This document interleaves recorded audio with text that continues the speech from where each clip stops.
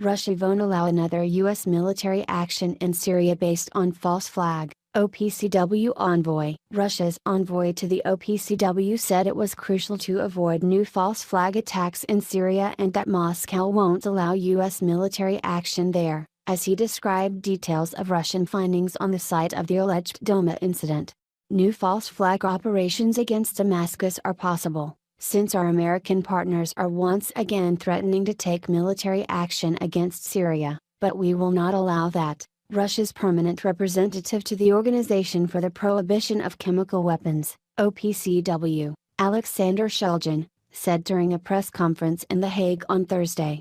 The meeting was called by Russia's OPCW mission and featured witnesses of the April 7 alleged chemical incident in the city of Doma. It highlighted the findings of Russian military experts, who were among the first to reach the site of the purported attack and locate the munitions that supposedly hit the residential buildings.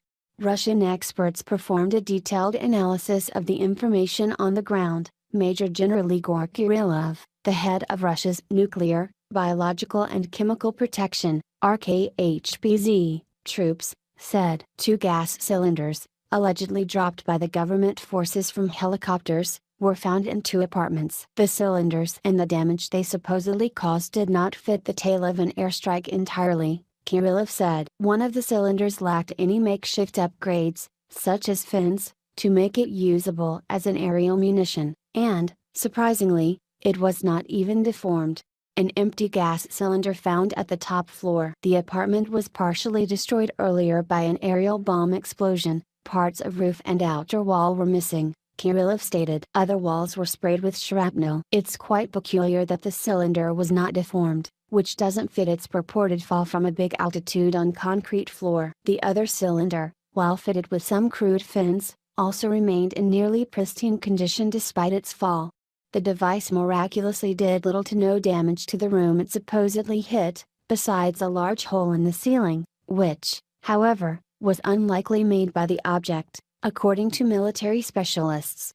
The cylinder has partially retained impermeability and is almost undamaged, which is impossible after a fall from some 2,000 meters, the usual altitude used by the Syrian army helicopters, Kirillov said. A tail part of an unguided rocket has been uncovered on the roof near the gap in the ceiling. The munition was likely to make the hole, but we cannot rule out an artificial nature of the damage made to the roof, since we discovered a pinch bar at the stairwell of the building.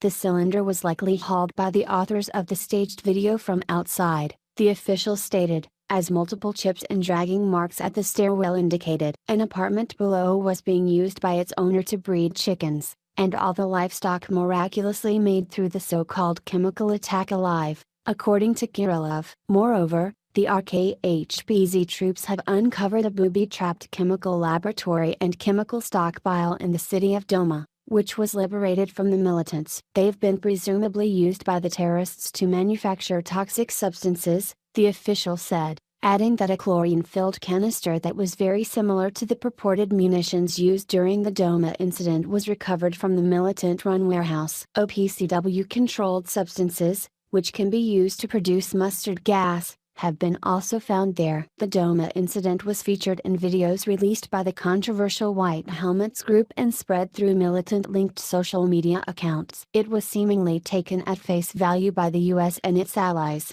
who promptly pinned the blame on Damascus and launched a massive missile strike on the country in retaliation on April 14. The attack came hours before the OPCW experts were set to embark on their fact-finding mission in Doma. The experts have already visited the site of the purported incident. Shulgin, meanwhile, called on the OPCW to visit the chemical laboratories left behind by the militants to see for themselves who is actually behind the use of chemical arms in Syria. We urge the OPCW Technical Secretariat and experts to make use of their time in Syria and examine the undercover underground chemical laboratories of the militants, the terrorists, who use them, as we believe, to produce chemical munitions, including those used for all kinds of false flag attacks, Shulgin stressed.